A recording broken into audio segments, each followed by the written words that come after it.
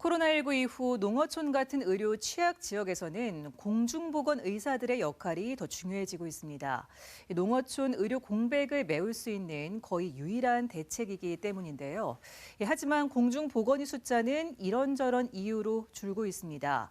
올해 경북에 배치된 신규 공보인은 168명으로 10년 전에 비해서 30%나 감소했습니다. 김서현 기자입니다. 올해 경북에 배정된 신규 공중보건의들이 경북도청에 모였습니다. 제비뽑기함에 손을 넣는 예비 공보의 사이에는 긴장감이 흐릅니다. 번호 순서대로 근무 지역을 선택할 수 있기 때문에 뒷번호를 뽑을 경우 이른바 비선호 지역, 그러니까 격오지로 배정될 가능성이 높아지는 겁니다. 자기 번호를 확인하는 공보의들의 얼굴에는 안도와 탄식이 교차됩니다. 울릉도에만 16명이 배정됐는데 당초 우려와 달리 선순위 지원자도 적지 않았습니다.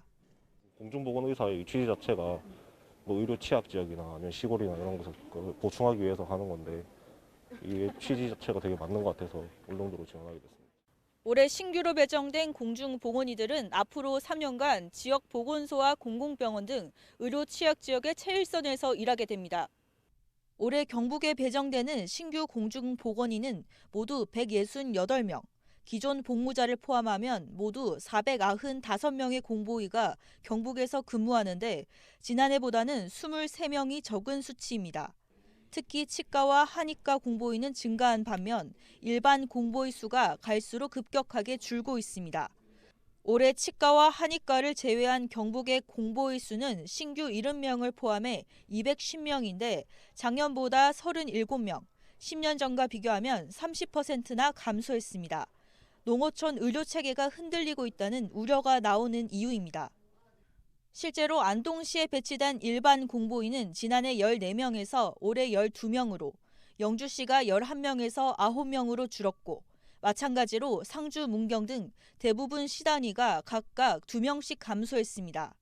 영양, 봉화, 영덕, 청도 같은 군 단위도 올해 일반 공보의가 1명씩 줄었습니다. 미배치된 보건지소의 순회 진료가 불가피한 실정이고요. 특히 지방의료원 3곳이 운영하고 있는 행복병원을 주 3, 4회로 확대 운영을 해서 의료 공백을 최소화시키려고 노력할 계획입니다. 공보의 감소 원인에는 지난 2005년 의학전문대학원 도입으로 인한 징병 대상자의 감소, 그리고 복무기간이 비교적 짧은 육군 입대를 선호하는 현상 등이 꼽힙니다.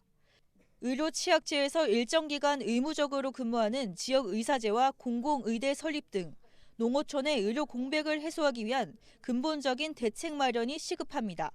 MBC 뉴스 김서연입니다.